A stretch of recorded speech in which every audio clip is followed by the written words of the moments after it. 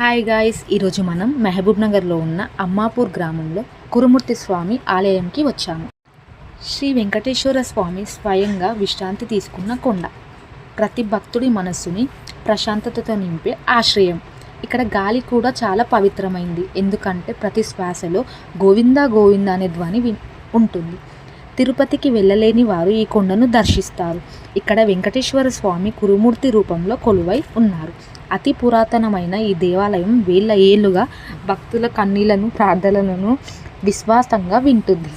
ఇది సాధారణమైన కొండ కాదు, భక్తితో పుట్టిన కొండ, చరిత్ర చెప్తున్న కొండ, అదే కురుమూర్తి కొండ. ఈ దేవాలయం చరిత్రలుగా శతాబ్దాలుగా కొనసాగుతూ వస్తుంది.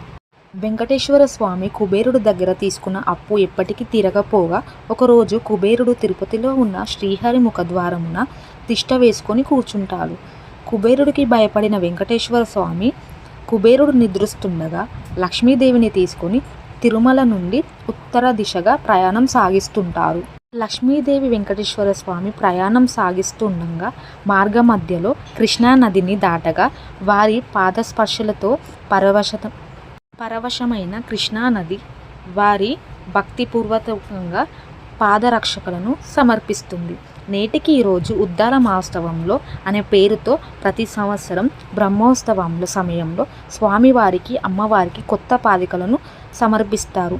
అలా ప్రయాణం చేస్తూ ఉండగా లక్ష్మీదేవి వెంకటేశ్వర స్వామి కురుమూర్తి ప్రాంతంలో చేరుకుంటారు.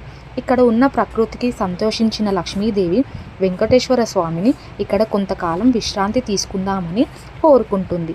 లక్ష్మీదేవి కోరిక మేరకు ఇక్కడ వెలిసిన స్వయంభూ అవతారమైన మూర్తియే శ్రీ కురుమూర్తి శ్రీనివాసర స్వామి ఆలయం. ఇలా వెంకటేశ్వర స్వామి స్వయంగా కురుమూర్తి రూపంలో కొలువై ఉంటారు. ఇక్కడ ప్రతి సంవత్సరం కార్తీక మాసంలో శుద్ధ పాడ్యమి మొదలుకొని నెల రోజుల పాటు బ్రహ్మోత్సవాలు జరుగుతాయి. అందులో శుద్ధ పాడ్యమి రోజున స్వామివారు కళ్యాణోత్సవం, 5వ రోజు అంటే పంచమి రోజు అలంకరణోత్సవం, 7వ రోజు అంటే సప్తమి రోజు ఉద్దాల మహోత్సవం జరుగుతుంది. దీన్ని పేదల తిరుపతి అని కూడా అంటారు.